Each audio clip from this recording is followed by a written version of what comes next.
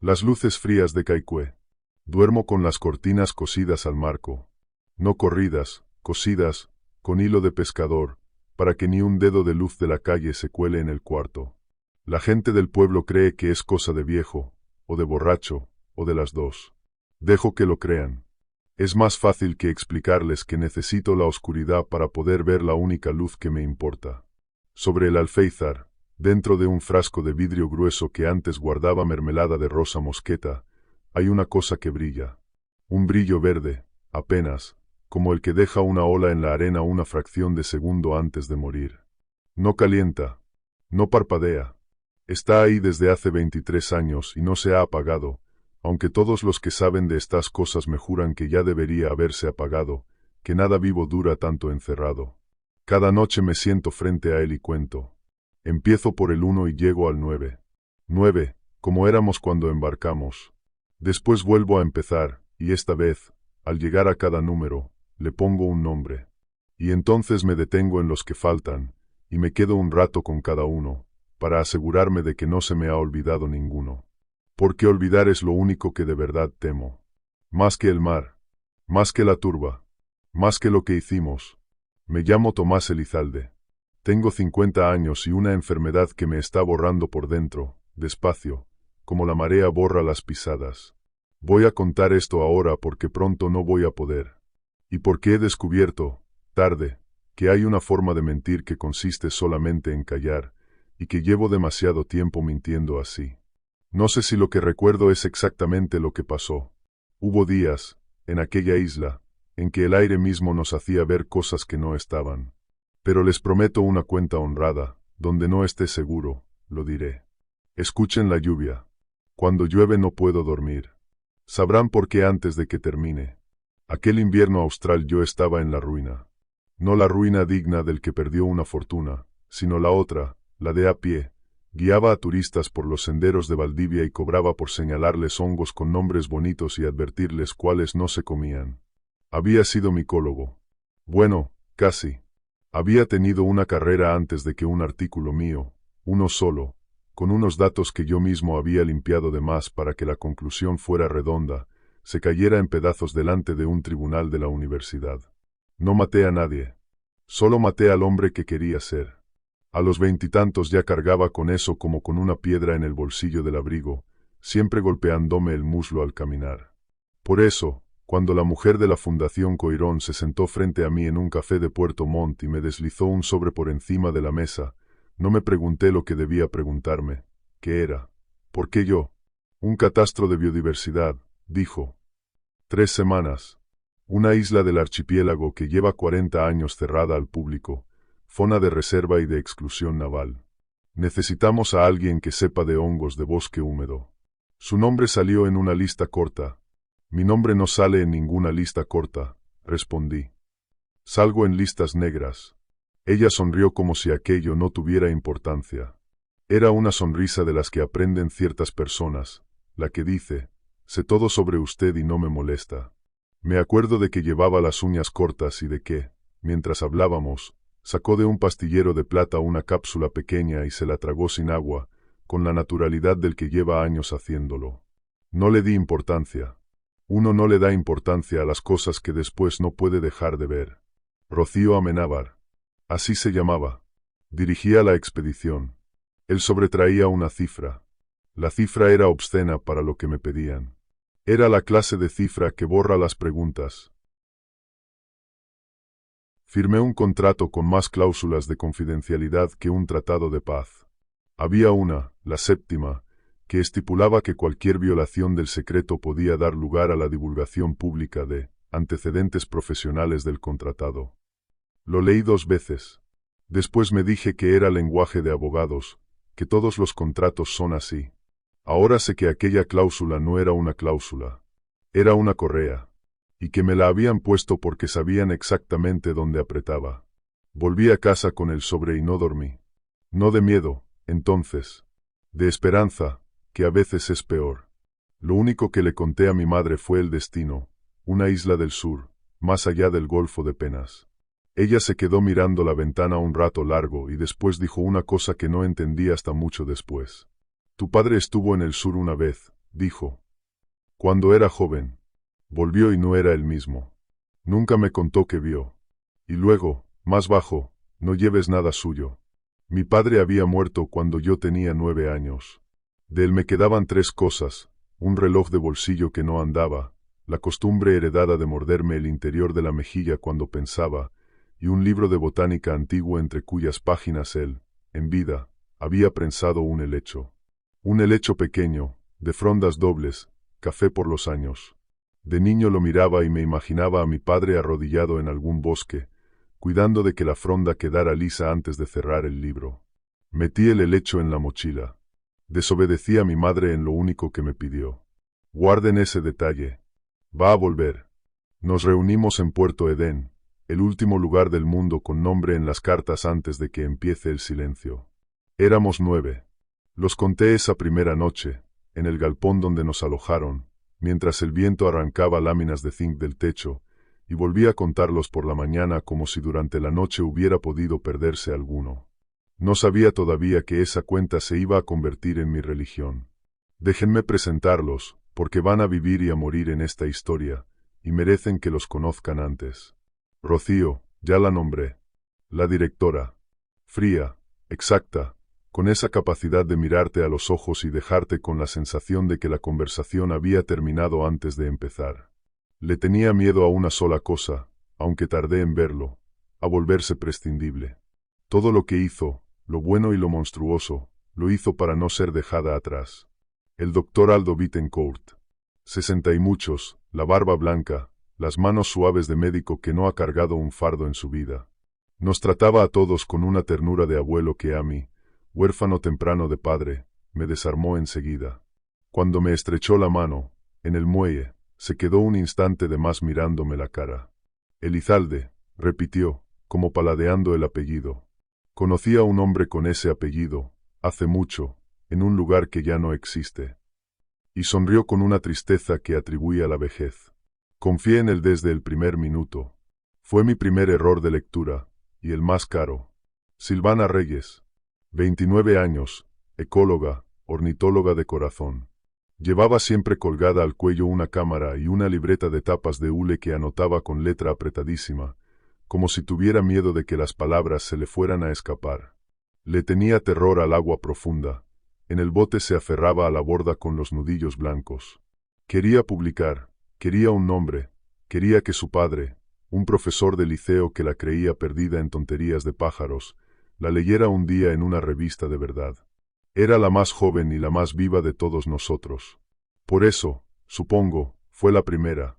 Bruno Achterberg, geólogo, ítalo-alemán de tercera generación afincado en Osorno, especialista en turberas.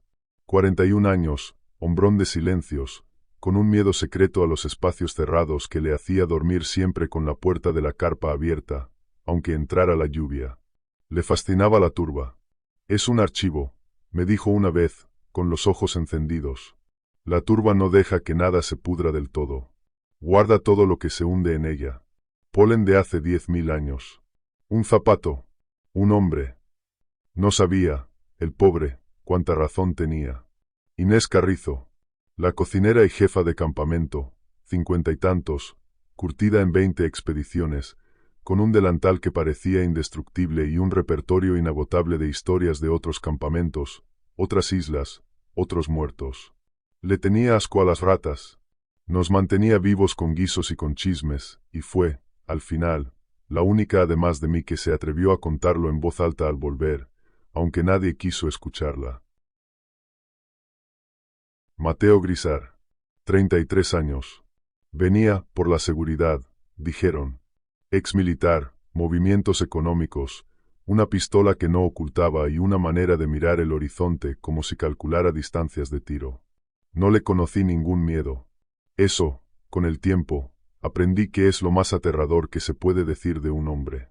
Trabajaba para los que pagaban, no para los que investigábamos, y su verdadera tarea, la que no figuraba en ningún contrato, era asegurarse de que de aquella isla no saliera nada. Ni una muestra, ni un papel, ni, llegado el caso, nosotros. Yamila Millalonco. Nuestra guía. Chilota por parte de padre, Cabezar por parte de madre, 26 años, un silencio que yo confundí con desprecio. Casi no hablaba con nadie, y cuando me miraba a mí lo hacía con una fijeza que yo tomé por hostilidad. Me equivoqué con ella más que con nadie. Yamila no estaba con nosotros por el sueldo. Estaba con nosotros porque su abuela le había hecho una promesa a los muertos de esa isla, y ella había ido a cumplirla. Pero eso lo supe al final, y demasiado tarde para darle las gracias. Y el noveno, el que todos despreciamos primero y lloramos después. Ezequiel Fonseca, el patrón del barco. Le decían Ceque. 50 años que parecían 70, la cara agrietada como el barro seco, un olor a diésel y a aguardiente que lo precedía 3 pasos.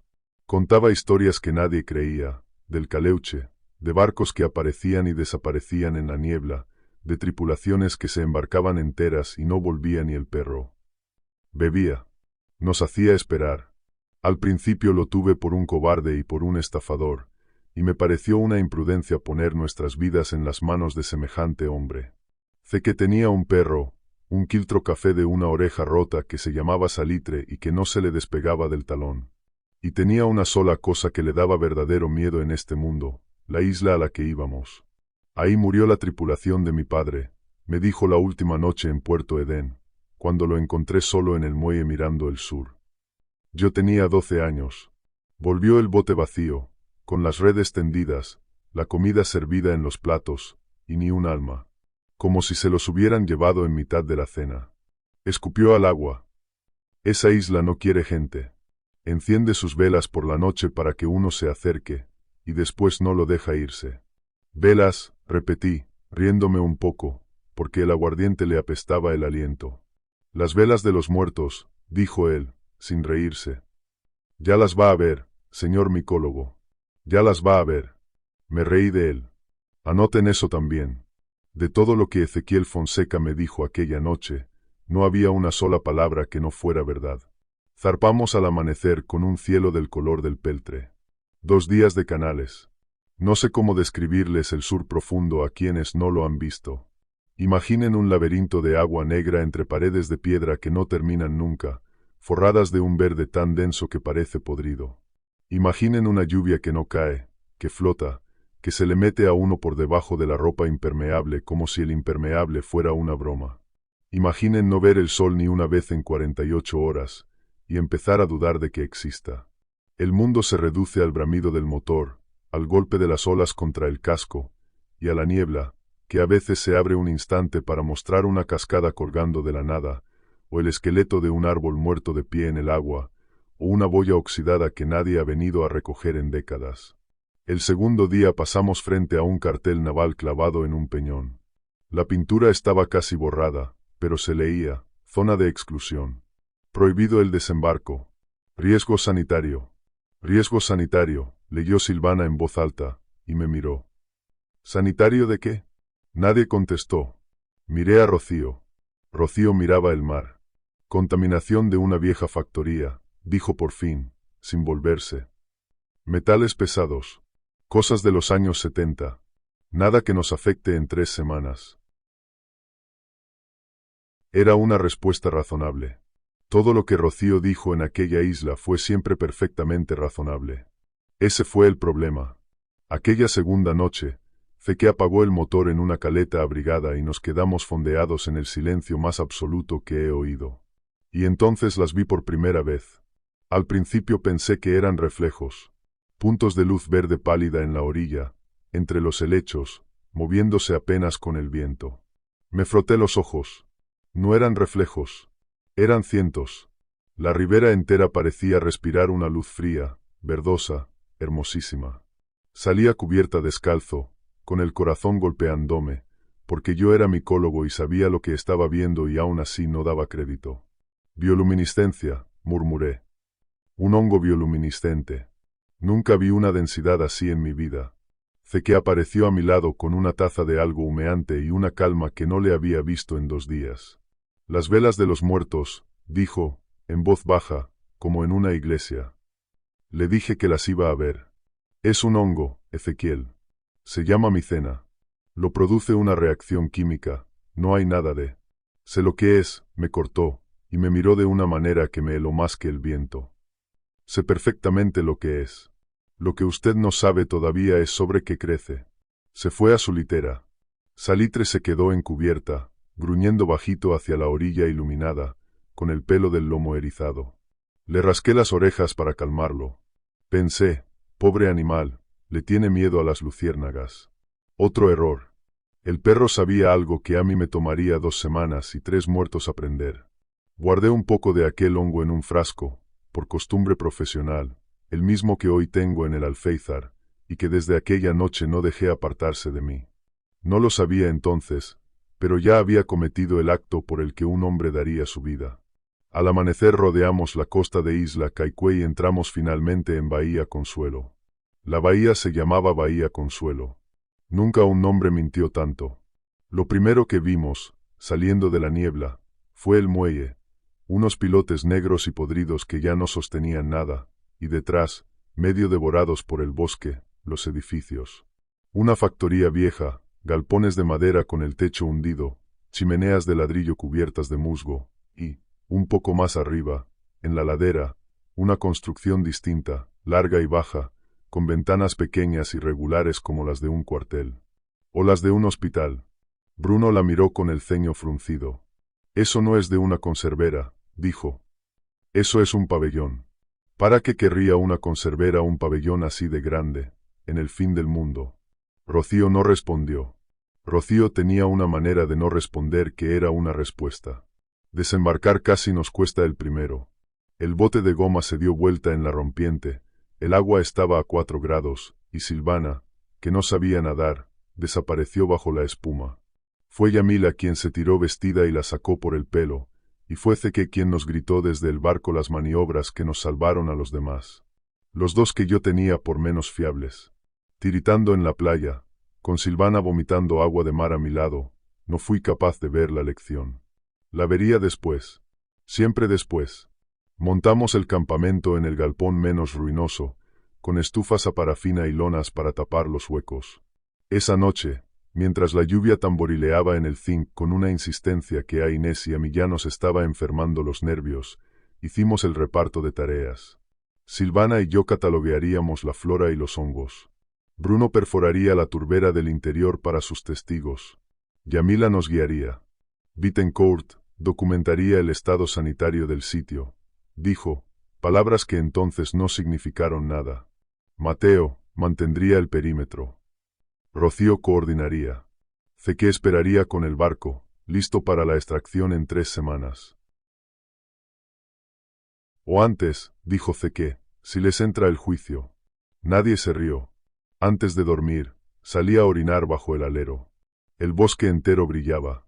La bahía, la ladera, la turbera al fondo, todo palpitaba con aquella luz verde, fría, que no venía de arriba sino de abajo, de la tierra misma, como si la isla tuviera brasas enterradas. Era, se los juro, lo más hermoso que había visto nunca. Y en el centro exacto de la turbera, donde la luz era más espesa, más cargada, casi blanca de tan concentrada, algo me erizó la nuca sin que yo supiera por qué. Como cuando uno mira una fotografía de familia y siente que falta alguien, pero no logra decir quién. Volví a la carpa. Conté a los 9. Estaban los 9. Todavía. Los primeros días, el peligro tuvo cara de naturaleza, y eso nos tranquilizó a todos, porque contra la naturaleza uno sabe cómo pelear. La lluvia no paró nunca. La turbera, empapada, se movía bajo los pies como una cosa viva. Había que caminar con tablones, y aún así Bruno se hundió una vez hasta la cintura y tuvimos que sacarlo entre 4, entre risas nerviosas, sin entender todavía que aquel suelo se tragaba las cosas para siempre. De noche, un puma bajaba a rondar el campamento. Yo lo vi 2 veces, los ojos como monedas verdes en la oscuridad, y le tuve un miedo cerval, y armé toda una teoría sobre la fiera que nos acechaba. Yamila me desarmó la teoría con 3 palabras. Tiene hambre, dijo. Y curiosidad. Nada más. Los animales de esta isla no le hacen daño a nadie. Hizo una pausa que en su momento no supe leer. Los que le hicieron daño a la gente de aquí caminaban en 2 patas. Y después empezó la tos. Primero fue Inés. Después Bruno. Una tos seca, honda, con un pito de pecho, que aparecía sobre todo de noche y después de trabajar en la turbera. Y con la tos, los sueños. Sueños vívidos, atroces, compartidos, gente que soñaba con niños llorando en un cuarto largo de ventanas pequeñas, con manos que salían del barro, con una campana que doblaba bajo el agua. Silvana despertó 2 noches gritando. Yo mismo empecé a ver, en el borde del ojo, figuras que al mirarlas de frente no estaban. Bittencourt nos tranquilizó a todos con su voz de abuelo. Esporas, diagnosticó, palpando el pecho de Inés con sus manos suaves. Este hongo suyo, Tomás, cuando se remueve la turba libera una nube de esporas. Irritan el pulmón. Y algunas de estas especies producen compuestos neuroactivos, alucinaciones leves, pesadillas. Nada grave. Mascarillas, y a no cavar más de la cuenta. Era una explicación perfecta. Era, además, verdad. Esa fue siempre la genialidad de aquel viejo. No mentía nunca.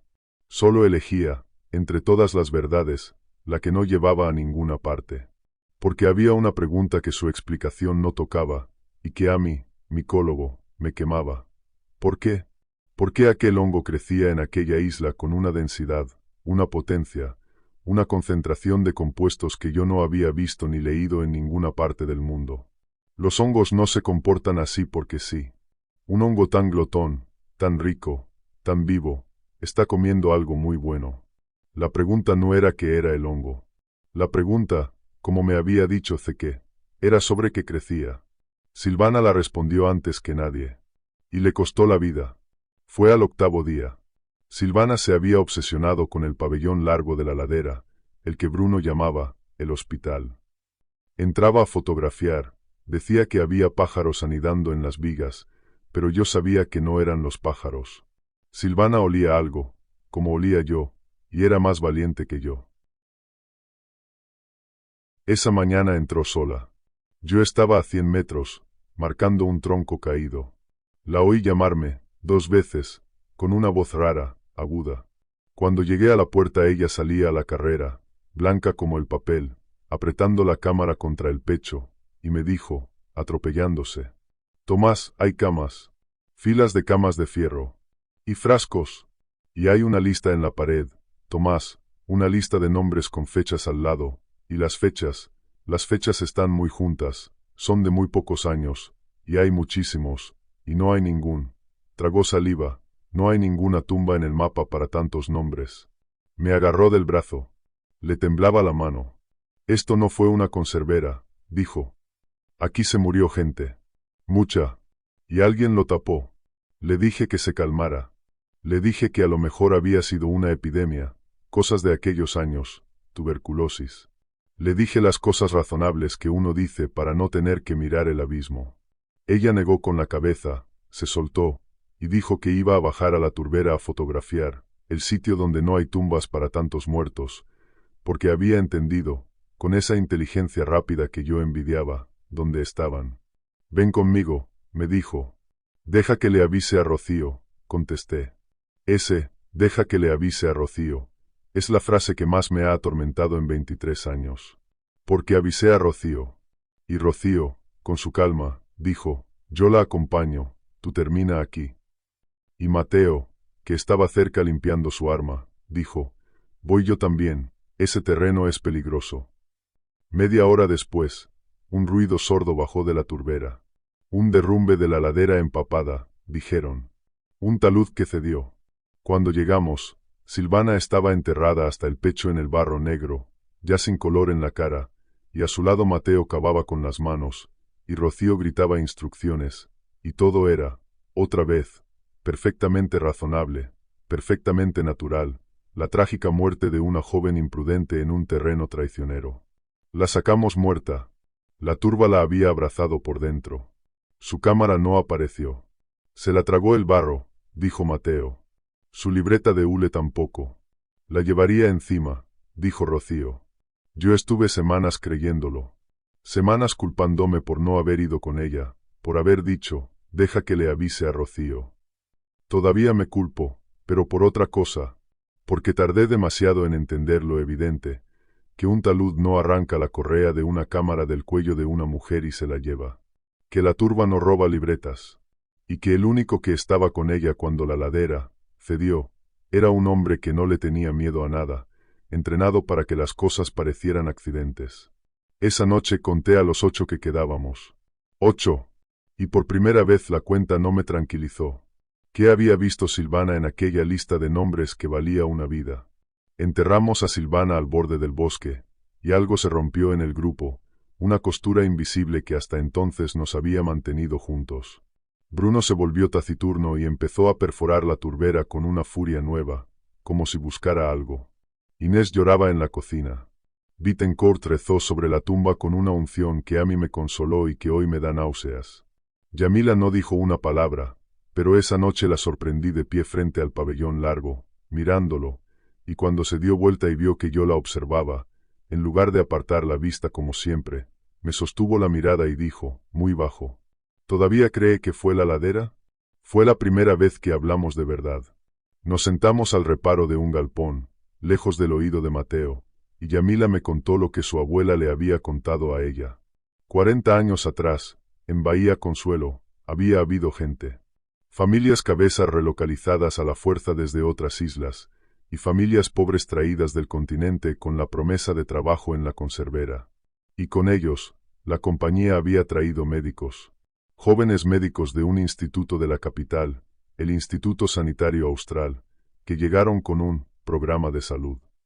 Repartían un tónico, una medicina para la melancolía, para el frío del alma, decían, un preparado que sacaban de un hongo que crecía en la isla. Al principio la gente confió. Era gratis. Los doctores eran amables. Y después empezó el olvido, dijo Yamila, y la palabra me erizó la piel. Así lo llamaba mi abuela. El olvido. Primero temblaban las manos. Después olvidaban los nombres de sus hijos. Después no sabían caminar. Después se morían. Empezó por los viejos y terminó por los niños. Se murió media isla en 3 inviernos. Y los doctores, en lugar de irse, seguían repartiendo el tónico y anotando en sus libretas. Anotando, ¿entiende? Como si la gente fuera parte del experimento. ¿Qué es lo que era? Me quedé sin aire. A los muertos, siguió Yamila, no los enterraron en el cementerio. Los enterraron en la turbera, todos juntos, para que no se vieran las cruces. Y la compañía cerró la isla, dijo que había una peste, puso los carteles de la armada, y borró Bahía Consuelo de los mapas. Mi abuela fue una de las 3 personas que se escaparon en un bote. Antes de morir me hizo prometer que yo vendría, si alguna vez alguien abría esta isla otra vez, y que sacaría la verdad. Por eso estoy aquí, Tomás. No por su fundación. Por ellos. Señaló la turbera. Y entonces, por fin, entendí lo de las velas. El hongo, dije, con la voz rota, crece sobre ellos. Sobre los muertos. Por eso brilla más fuerte justo ahí. Por eso es tan potente. Se alimenta de la turbera y la turbera está llena de mi gente, dijo Yamila. Nos quedamos callados. Afuera, la turbera brillaba en la noche, hermosa, obscena, encendida sobre una fosa común de 40 años. Hay algo que no entiendo, dije al fin. Si todo esto pasó hace 40 años, si la compañía lo tapó y se fue, ¿qué hacemos nosotros aquí? ¿Qué vino a buscar la Fundación Coirón a un cementerio? Yamila me miró con una pena inmensa, la pena del que sabe una cosa terrible y ve que el otro está a punto de saberla también. Eso, dijo, tiene que descubrirlo usted. Yo solo sé lo del pasado. Usted es el que sabe de hongos. No dormí. Al amanecer, mientras los demás desayunaban, me colé en el pabellón largo. Silvana no había exagerado. Filas de camastros de fierro oxidado. Estanterías con frascos de vidrio empañado, algunos con etiquetas de las que solo quedaba el fantasma de una letra. Y en la pared del fondo, la lista. Nombres a mano, en tinta descolorida, en columnas, con 2 fechas al lado de cada uno, una de ingreso, otra, lo entendí con un escalofrío, de defunción. Conté hasta perder la cuenta. Eran más de un centenar, y supe, sin saber cómo, que la lista no los tenía a todos. Muchos con apellidos Cabezar. Y muchos, demasiados, niños, a juzgar por lo cerca que estaban las 2 fechas. Pero no fue la lista lo que me hizo caer de rodillas. Fue el archivo. Un mueble metálico, forzado hacía poco. Los arañazos en la cerradura eran recientes, brillantes, con carpetas, registros clínicos. Y en la portada de cada carpeta, un membrete, Instituto Sanitario Austral. Y una firma de responsable médico, repetida página tras página, con una letra que yo conocía. Una letra que había visto de niño en los márgenes de un libro de botánica. Una letra inclinada, apretada, de trazo firme. Doctor Emilio Elizalde. Mi padre. No sé cuánto tiempo estuve en el suelo de aquel pabellón con la carpeta abierta en las rodillas. El mundo se había inclinado. Tu padre estuvo en el sur una vez, había dicho mi madre. Volvió y no era el mismo. No lleves nada suyo. El helecho prensado en mi mochila. Frondas dobles, café por los años. El mismo helecho que crecía por toda esa isla, a mis pies, ahora que sabía mirarlo. Mi padre lo había recogido aquí. En este bosque. Sobre esta fosa. Mi padre era uno de los doctores. Mi padre había repartido el tónico. Mi padre había anotado en las libretas mientras los niños olvidaban el nombre de sus madres. Y yo, su hijo, había firmado un contrato para volver. Fue en ese momento, con la carpeta temblándome en las manos, cuando la voz suave del doctor Bittencourt sonó a mi espalda, desde la puerta, sin sobresalto, casi con ternura. Sabía que lo encontrarías tarde o temprano. Se te parece mucho, ¿sabes? A tu padre. En la manera de arrodillarte para mirar las cosas. Bittencourt entró despacio, con su bastón, y se sentó en el borde de un camastro frente a mí, como quien se sienta a velar a un enfermo. Yo era el más joven del equipo, dijo, mirando la lista de la pared. 26 años. Tu padre era mi jefe. Un idealista, Tomás, tienes que creerme, creíamos que estábamos haciendo ciencia buena. El compuesto de este hongo hacía cosas asombrosas con el cerebro. Detenía cosas que nadie sabía detener. Frenaba el olvido de los viejos, la demencia. Estábamos a las puertas de una cura para lo peor que le puede pasar a un ser humano, que es dejar de ser uno mismo mientras sigue respirando. Y para probarlo, dije, con una voz que no reconocí, se lo dieron a esta gente. Sin decirles. Ajustábamos la dosis. Cerró los ojos. No sabíamos que la ventana entre curar y matar era tan estrecha. Cuando empezaron a morir, era tarde. Y entonces vino lo imperdonable. No lo detuvimos. La compañía dijo que los datos eran demasiado valiosos para tirarlos. Que aquellos muertos ya estaban muertos, y que si aprendíamos de ellos, salvaríamos a millones. Y seguimos anotando. Tu padre y yo. Anotando quién moría con qué dosis y en cuántos días. Abrió los ojos y me miró, y tenía lágrimas. Tu padre no aguantó. Se fue. Se llevó una copia de los registros para denunciarlo todo. Y murió, joven, de un mal del corazón, sin haberse atrevido nunca. La culpa se lo comió por dentro, Tomás. Igual que a mí. Solo que yo tuve el estómago de vivir con ella 40 años. Levanté la carpeta. ¿Y ahora? ¿Qué hacemos aquí ahora? Y Bittencourt, el hombre bueno, el abuelo, mi consuelo, me dijo la verdad completa por primera y última vez. El compuesto funciona, Tomás. Eso es lo que nadie te va a contar. Funciona. Después de 40 años, la ciencia por fin alcanzó a lo que descubrimos aquí. Neridia, la farmacéutica que compró lo que quedaba del instituto, la que está detrás de tu fundación Coirón, tiene un medicamento en fase final. Un medicamento que va a detener la demencia. El primero de la historia. Vale miles de millones. Y va a salvar, esta vez de verdad, a muchísima gente. Entonces, ¿por qué el secreto? Dije. Si funciona, si es legal ahora.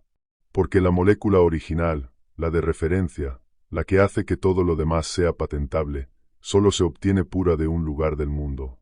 Señaló con el bastón, a través de la pared, hacia la turbera. De ahí. Del hongo que creció sobre ellos. Neridia necesita esa muestra madre para cerrar la patente. Y necesita que estos registros, golpeó el archivo, desaparezcan para siempre, porque son la prueba de que el medicamento más rentable del siglo nació de asesinar a una isla entera. Nos trajeron a todos, a los científicos de verdad, para hacer bonito el catastro y tener coartada. Y trajeron a Mateo para lo otro. ¿Y a mí? Pregunté, aunque ya lo sabía. ¿Por qué a mí? Bittencourt bajó la cabeza. Eso fue idea mía, y te pido perdón. Cuando vi tu nombre en la lista de candidatos, cuando Neridia lo puso ahí porque tú, tropiezo profesional, les daba con que callarte si hacía falta, yo insistí en que te eligieran.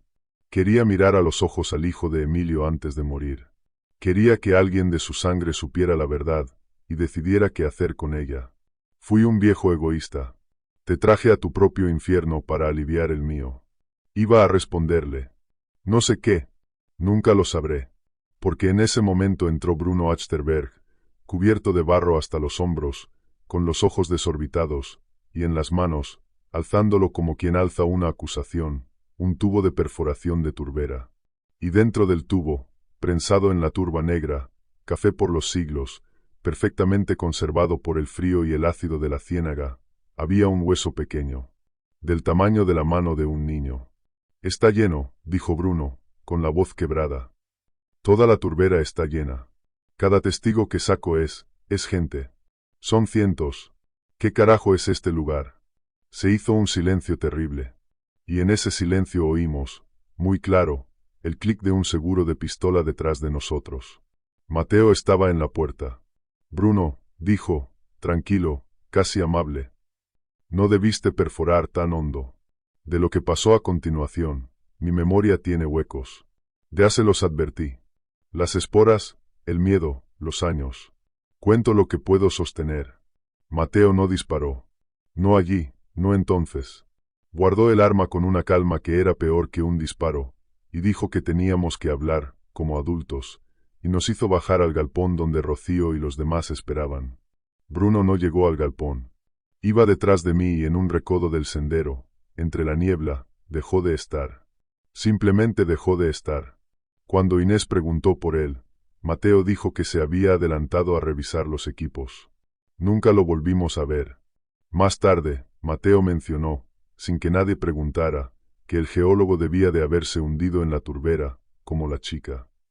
Y esa fue toda la lápida de Bruno Achterberg, una mentira dicha al pasar. En el galpón, Rocío nos lo explicó todo con esa razonabilidad suya que ahora me daba ganas de vomitar. Nos ofreció un trato, firmar unos anexos de confidencialidad, más papeles, siempre más papeles, cobrar un extra generosísimo, volver a casa y no decir nunca nada. A cambio, Neridia daría un buen destino a nuestras familias, buenas cartas de recomendación, buenas vidas. Y quien no firmara, bueno, quien no firmara demostraría no ser un profesional con el que se pueda trabajar. Piénsenlo, dijo. Este medicamento va a salvar a gente que ustedes quieren. A padres. A abuelos. ¿Qué pesa más? 100 muertos de hace 40 años, que ya nada les devuelve la vida, o los millones que vamos a salvar mañana. Es aritmética. Es cruel, pero es aritmética. Y aquí viene la parte que más me cuesta contar, porque me deja mal parado. Yo dudé. Que Dios y los muertos de esa turbera me perdonen, dudé. Pensé en mi madre, envejeciendo. Pensé en el hermano de Rocío, porque para entonces ya había atado el cabo del pastillero de plata, de la pastilla sin agua. Rocío tomaba una versión temprana del compuesto, se la habían prometido para su hermano que ya olvidaba, y ella creía de verdad, que estaba haciendo lo correcto. Pensé que quizá era aritmética. Pensé que quizá firmar y callar era, después de todo, lo compasivo. Durante un minuto entero, el hijo de Emilio Elizalde consideró seguir siendo, exactamente, el hijo de Emilio Elizalde. Fue Yamila la que me sacó de ahí. No con un discurso, con una sola frase, dicha sin mirarme, mirando a Rocío. Los muertos no se olvidan para que ustedes duerman mejor. Y algo, dentro de mí, volvió a ponerse derecho. Dije que no firmaba. Inés, temblando, dijo que ella tampoco. Yamila ni se molestó en responder. Y el viejo Bittencourt, para asombro de todos, se puso de pie apoyándose en su bastón, miró a Rocío, y con una serenidad de 40 años dijo: Yo firmé este crimen una vez, hija, con la mano de un muchacho de 26 años. No lo voy a volver a firmar con la de un viejo. Rocío palideció. Y Mateo, muy despacio, volvió a sacar la pistola. Lo que Rocío no había calculado, lo que la delató, al fin, como una mujer que se había mentido a sí misma para poder vivir, fue lo que dijo entonces. Guarda eso, Mateo. Nadie va a hacerle daño a nadie. Firmarán mañana, cuando lo piensen mejor. Y Mateo, sin bajar el arma, contestó con una frialdad que lo explicó todo. Mis órdenes no dicen que firmen, Rocío. Dicen que de esta isla no salga nada. La miró. Y tú acabas de convertirte en algo que quiere salir. Vi en la cara de Rocío el instante exacto en que entendió que la aritmética también la incluía a ella. Que ella, que había hecho las cuentas de las vidas ajenas, era ahora un número en la cuenta de otro. Se abalanzó sobre Mateo.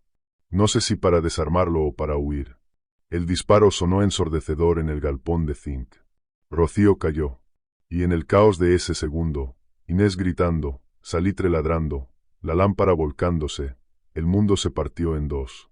Aquí mis recuerdos son astillas. Trato de ordenarlas. La lámpara volcada prendió la parafina.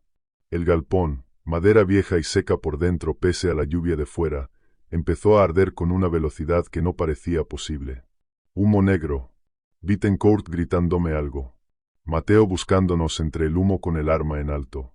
Y Bittencourt, el viejo, haciendo lo único que le quedaba por hacer en esta vida. Me agarró de la chaqueta con una fuerza que no le suponía, me metió en las manos su morral, y me gritó al oído. La verdad tiene que salir, Tomás. Los registros originales, la foto, todo está aquí. Corre. Yo me quedo con el fuego. Que no quede nada de lo que ellos quieren llevarse, pero que salga lo que tienen que saber. Empujó una estantería sobre Mateo. Se plantó entre el enforcer y nosotros, un anciano desarmado frente a una pistola, y con el fuego lamiéndole ya la espalda le dijo a Mateo algo que no oí, y la última imagen que tengo del doctor Aldo Bittencourt es la de un hombre que ardió por su propia voluntad para pagar una deuda de 40 años, sonriendo, por fin en paz. Salía la lluvia con el morral apretado contra el pecho. Detrás de mí, Inés. Detrás de ella, Yamila. Corrimos hacia el muelle podrido, hacia el único que podía sacarnos de allí. Hacia el hombre en el que ninguno había confiado. Sé que ya tenía el motor en marcha. Había visto el humo. Salitre ladraba en la proa. La rompiente estaba furiosa, la tormenta arreciaba, y el bote de goma para llegar al barco se sacudía como un potro. Suban, suban, suban. Rugía Ceque. Inés subió. Yamila subió. Yo tenía un pie en la borda cuando Mateo salió del humo, chamuscado, cojeando, con el arma todavía en la mano, y disparó. La bala reventó el motor fuera de borda del bote de goma. Quedamos a la deriva contra las rocas, a 30 metros del barco, con el mar tragándonos. Lo que pasó después lo he reconstruido 1000 veces y sigo sin estar seguro del orden. Ceque se tiró al agua. 50 años, medio borracho, con el mar a 4 grados, se tiró con un cabo entre los dientes para llegar hasta nuestro bote y remolcarnos. Mateo, en la orilla, le apuntaba. Y yo tenía en las manos el morral con la verdad, y frente a mí, en el agua negra, la cabeza de Ceque luchando contra la corriente para salvarnos.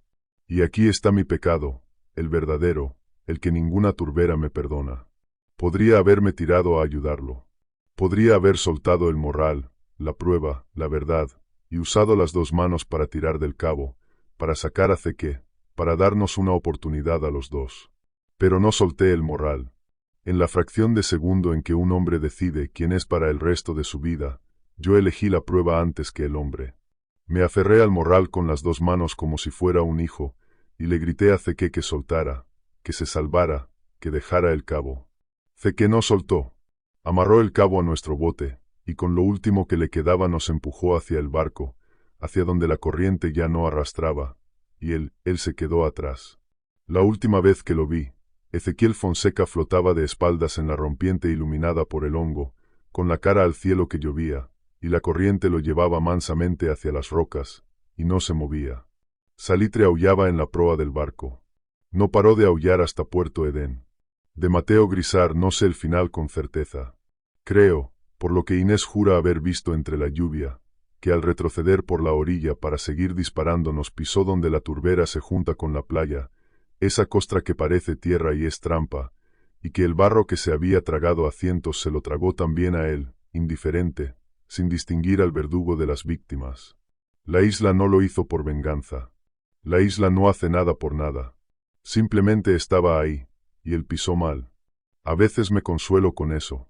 A veces me parece la cosa más aterradora de todas, que el único castigo que hubo fue un accidente. 2 personas más y yo salimos de Isla Kaikue. Inés, Yamila y yo. Y un perro que aullaba. Zeke, muerto por salvarnos. Bittencourt, muerto por su penitencia. Rocío, muerta por su propia aritmética. Bruno, tragado por la ciénaga que quiso leer. Silvana, tragada por lo que descubrió. Y Mateo, tragado por lo mismo que él usaba para tragarse a los otros. Éramos 9. Volvimos 3.